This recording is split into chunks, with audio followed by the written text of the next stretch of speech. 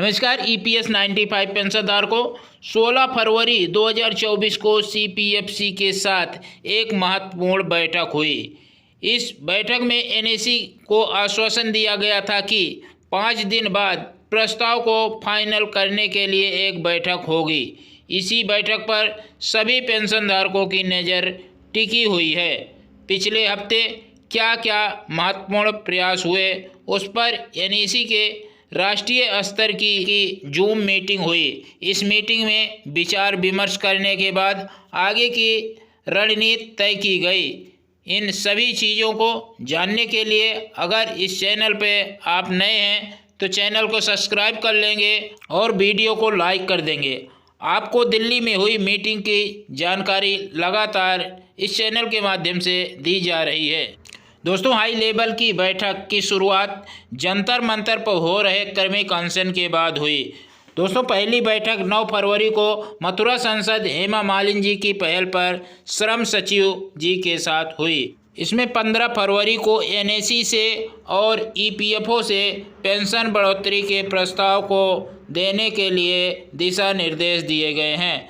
15 फरवरी को एडिशनल सीपीएफसी अपराजिता जग्गी और एनएसी के बड़े नेताओं के साथ काफ़ी लंबी बैठक चली।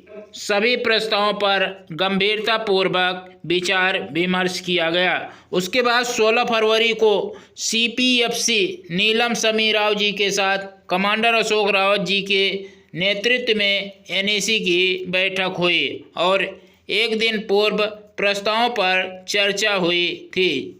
इस चर्चा में संकेत मिला कि ईपीएफओ पेंशनधारकों की पेंशन बढ़ोतरी की अंतिम राह देने का मन बना लिया है। वहीं सीपीएफसी मैडम नीलम समीर राव जी ने पेंशनरों को कुछ देने के पक्ष में बोली। मेडिकल सुविधा देने का कार्य अंतिम चरण पर चल रहा है, ये ऐसा सीपीएफसी मैडम ने कहा। एनएसी की बार बार यही कोशिश है कि किसी भी तरह आचार संहिता लगने से पहले पेंशन बढ़ोतरी की घोषणा हो जाए। सीपीएफसी मैडम ने इसी बात को ध्यान में रखते हुए 21 फरवरी 2024 को ईपीएफओ के वरिष्ठ अधिकारियों की बैठक बुलाई है। इस बैठक में प्रस्तावों को फाइनल करने के निर्देश भी दिए हैं, जिस पर एनएसी सहित सभी पेंशनधारकों की नज़र टिकी हुई है।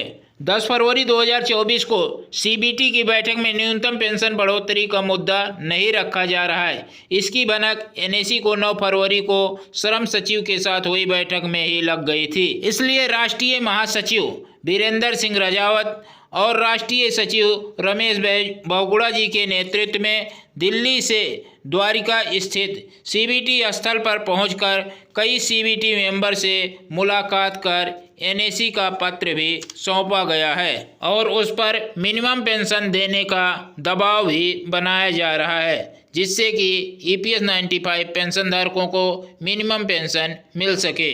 सीबीटी की मीटिंग में श्रम सचिव ने कहा है कि मिनिमम पेंशन 1000 से बढ़ाकर 2000 करने का प्रस्ताव वित्त मंत्रालय ने रद्द कर दिया है, जबकि यह प्रकरण मई 2021 का है और एनएसी ने 9 फरवरी 2024 की हुई मीटिंग में इसे उठाया था कि यदि प्रस्ताव रद्द हुआ है तो पब्लिक को क्यों नहीं बताया गया। इसी सब की सफाई देने के लिए 10 फरवरी 2024 को सीबीटी मीटिंग में घोषणा की गई कि अगले दिन से ही अनेक समाचार पत्रों में यह प्रकाशित किया गया कि सीबीटी में अधूरी जानकारी को साथ में प्रस्ताव वित्त मंत्रालय ने क्यों वापस किया, इसका खुलासा नहीं किया गया। वास्तव में वित्त मंत्रालय को पूरी जानकारी है कि ईपीएफओ के पास कितना फंड है और किस किस प्रकार से कितना इनकम हो रहा है। इसके बारे में भी उसके बाद भी पेंशन बढ़ाने के लिए ईपीएफओ अपने पास से ना दे करके वित्त मंत्रालय से बजटीय सपोर्ट मांग रहा है। इसलिए उसने श्रम मंत्रालय ने प्रस्ताव को खारिज किया था। ईपीएफओ के कॉर्पस और ब्याज की खूब चर्चा चल रही है, इसलिए ईपीएफओ ने मजबूर होकर अपने पास से कुछ पेंशन देने को तैयार हुआ है।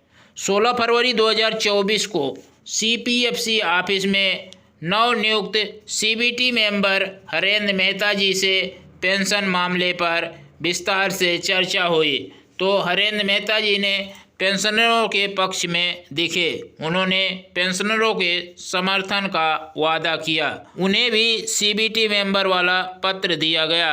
साथ ही श्रम मंत्री, वित्त मंत्री और प्रधानमंत्री कार्यालय में एनएसी के प्रस्ताव की प्रतिलिपि सौंपी गई। वहीं 19 फरवरी 2024 को एनएसी ने अपने राष्ट्रीय नेताओं की महत्वपूर्ण जूम मीटिंग की, जिसमें एनएसी के राष्ट्रीय सलाहकार काबिज डांगे जी और तमिलनाडु के प्रभारी पी बालाजी के अच्छे प्रस्ताव बनाने के लिए इनका आभार व्यक्त किया गया। कमांडर अशोक रावत जी ने इस मीटिंग में हुई चर्चा का विवरण भी दिया। आइए आपको दिखाते हैं। 1000 प्लस 5000 हो जाए, जिसको 2000 है उसका 2000 प्लस 5000 हो जाए, जिसको 3000 है 3000 प्लस 5000 हो जाए। ये इस टाइप के प्रस्ताव हमने रखे और वो उन्होंने एक्सेप्ट किए। उन्होंने अपनी बाजू रखी, ये है वो है, एक्चुअली ये बोलता है, तो हमने उनको ये बोला कि एक्चुअली जो भी बोलता है आपको एक्चुअली का जो भी आकलन है उसको बाजू में रखना पड़ेगा। और हमने उनको ये भी बोला कि नियम फॉलो करने के लिए होते हैं, लेकिन अगर नियम की तरफ से अगर दुनिया चलती तो कोई भी आदमी जो नियम पढ़ सकता है वो दुनिया चला सकता है। इसलिए अफसोस वहां पे इसलिए होते हैं कि वो अपना डिस्क्रिप्शन यूज करे कि कहाँ नियम फॉलो करना है, कहाँ उसको बदल देनी है या बाजू में रखना है। ये चीजें जो है इसके लिए आप अफसर्स को वहां पे लगाते हैं, ना कि नियम। तो सिर्फ नियम होता तो कोई भी पढ़ के वो बता सकता था। तो this all things were very clearly advocated to them and उन्होंने भी इस बात को माना। सभी एनएसी के पदाधिकारियों ने कहा है कि इलेक्शन से पहले जो भी मिले उसे लेकर के आगे का संघर्ष जारी रखने का सुझाव दिया गया है। मीटिंग में सभी प्रदेशों के सभी मंडलों में तत्काल बैठक करने का भी आदेश दिए गए हैं और सरकार द्वारा सम्मानजनक पेंशन की बढ़ोतरी न करने पर बड़े आंदोलन करने की सलाह भी दी गई है। सभी को लगता है कि अब की बार कोई सही परिणाम जरूर निकल करके आएगा। लास्ट में वीरेंद्र सिंह रजावत ने कई महत्वपूर्ण बिंदुओं पर प्रकाश डालते हुए सभी का उत्साह बढ़ाया। कमांडर साहब ने स्पष्ट कहा है कि हम पेंशनर्स के बारे में कोई भेदभाव न किया जाए। इस लाभार्थी या लाभार्थी लगे बोला, लाभार्थी मतलब लाभार्थी, तो unexempted, exempted, minimum pension, higher pension, इसका किसी प्रकार से कोई भेदभाव न किया जाए। और इसीलिए 1/9/2014 के पहले के जो भाई हैं उनको भी लाभ दिया जाए। और कमांडर साहब ने यह भी प्रस्ताव सादर किया है कि हायर पेंशन के बारे में, जिसको हुआ बना के रखा है, हायर पेंशन के बारे में ईपीएफओ, श्रम मंत्रालय, वित्त मंत्रालय से डिमांड करे, उनको बताएं कि सुप्रीम कोर्ट के निर्णय के हिसाब से हायर पेंशन देना जरूरी है, उसके लिए फंड इतने लगने वाले हैं और वित्त मंत्रालय फंड की व्यवस्था करे, ये अलग से मांग की जाए। और साथ में मिनिमम पेंशन के मुद्दे को तुरंत सुलझाया जाए। 29 तारीख के पहले जो सीपीएफसी मैडम, उनका प्रमोशन हो चुका है और आहूजा मैडम वो भी 29 तारीख को रिटायर्ड होने वाली है। इसलिए हमारा जो विषय है मिनिमम पेंशन का, 29 तारीख के पहले इसको निपटाया जाए। दोस्तों, आप सभी को 21 फरवरी की बैठक का इंतज़ार है। एनएसी को और जो ईपीएस 95 पेंशन धारक हैं वो भी अब 21 फरवरी को बैठक का इंतज़ार कर रहे हैं। इसके बाद आगे की रणनीति बनाई जाएगी। दोस्तों, ये थी लेटेस्ट अपडेट।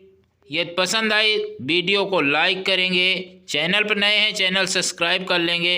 मिलते हैं नेक्स्ट वीडियो में, भी के लिए धन्यवाद। जय हिंद।